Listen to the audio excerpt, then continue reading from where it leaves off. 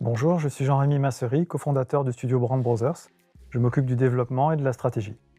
Je suis également motion designer et développeur web full stack. J'ai grandi dans le sud de la France et je vis actuellement près de Toulouse. Bonjour, je suis Johan Deby, designer graphique, dessinateur de caractères et cofondateur de Brand Brothers.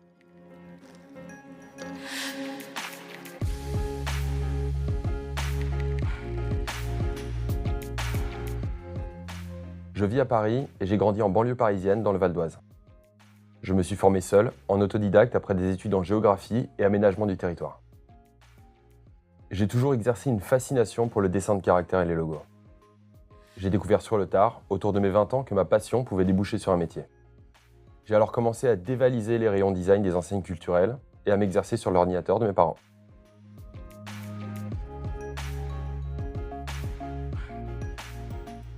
Pour ma part, j'ai bifurqué de mon parcours. Après une formation de juriste en droit privé, je me suis intéressé au développement web et au motion design.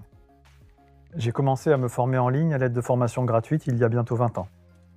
J'ai toujours eu cette passion pour la création digitale et la liberté créative qu'elle confère.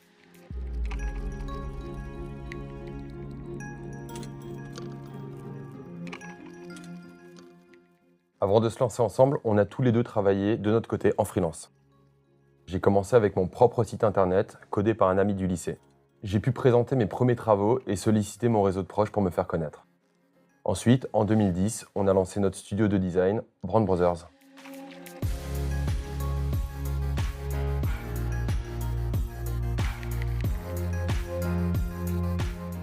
Solliciter son entourage pour démarrer, c'est important, mais s'entourer des bonnes personnes, c'est essentiel. Celles qui soutiennent les différentes démarches au lancement d'un projet et qui peuvent vous aider. Pour ma part, l'appui central a été ma femme, Marie-Laure, qui a su me supporter, surtout à nos débuts. C'est très important d'être soutenu. Les 5 premières années de Brand Brothers se sont déroulées dans un relatif anonymat. Il nous a fallu du temps pour décrocher peu à peu les projets dont nous avions toujours rêvé, peaufiner notre style et l'appliquer sans compromis dans des projets de branding. Nous avons commencé à percer en 2015, ce qui nous a laissé une liberté créative totale. Nous avons progressivement obtenu des publications majeures. Il y a eu par exemple Étape, le plus important magazine de design en France. Il a repris plusieurs de nos cas, il y a eu entre autres la salle de sport parisienne La Montgolfière. Par un effet d'entraînement, la qualité des clients et des projets n'a fait que progresser. Nos identités visuelles ont été saluées par l'AIGA, l'Association internationale des professionnels du design, qui existe depuis 1914.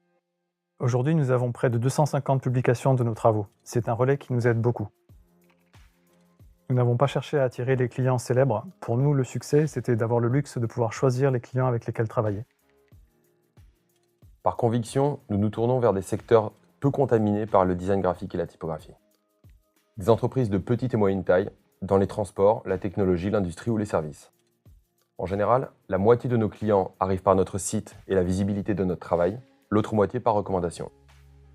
L'amélioration du processus créatif est une recherche permanente. Pour chaque cas, je m'organise en suivant des étapes successives pour trouver la solution la plus fine et la plus poussée. Débuter par des sketchs crayonnés pour poser les bases typographiques du futur logo. Et explorer le dialogue entre les lettres et les différentes formes graphiques envisageables. Par une logique d'entonnoir, j'affine les idées et leur exécution. Il n'y a pas de méthode miracle. L'amélioration de la qualité d'un projet ne vient que par le travail, l'expérimentation et l'exploration. Ce qui est primordial pour moi, c'est de rester curieux, se challenger et sortir de sa zone de confort. Nous avons la chance d'avoir un métier qui se prête à l'expérimentation et qui s'enrichit énormément grâce à elle. Il faut savoir se renouveler autant dans le style que dans la technique, et pratiquer, et encore pratiquer. Les conseils que je peux donner seraient les suivants. Identité visuelle et typographie sont intimement liées. Ne pensez pas l'un sans l'autre, les lettres font parler un logo. L'unicité de son dessin typographique le rend inviolable. Maintenant que vous en savez un peu plus sur Brand Brothers et notre travail, vous allez découvrir avec Johan comment créer une identité visuelle, la développer et la mettre en place. J'ai choisi de partager mon expérience avec les élèves de Domestika, car je pratique ce métier de designer d'identité visuelle, pétri de convictions fortes et de croyances que j'aimerais transmettre. Le branding est une discipline entachée d'idées reçues qui a pu être mise à l'écart du graphisme d'auteur. Je cherche à jeter des ponts entre les deux et à démontrer que l'on peut produire des projets d'identité visuelle pointus dans des secteurs éloignés du design graphique. Dans ce cours, nous allons réaliser ensemble un projet d'identité visuelle complet, créé pour Domestika de A à Z, autour d'une marque fictive de conteneurs réaménagés, Contigo.